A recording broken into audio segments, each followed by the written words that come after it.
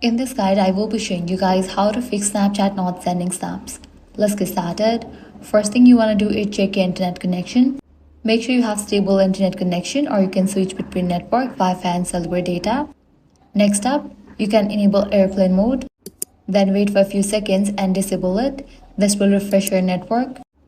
If this solution didn't work out for you, next thing you want to do is disable low power mode in your settings. So launch your settings app.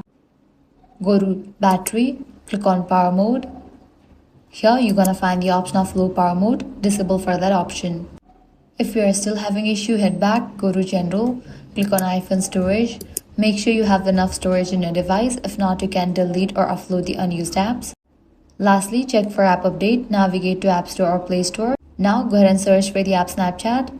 Once app appears, if you find the option update, click on it and update the app to its latest version. And that's it. By following these steps, you'll be able to send snap. If this guide helped you out, do not forget to like, share and subscribe.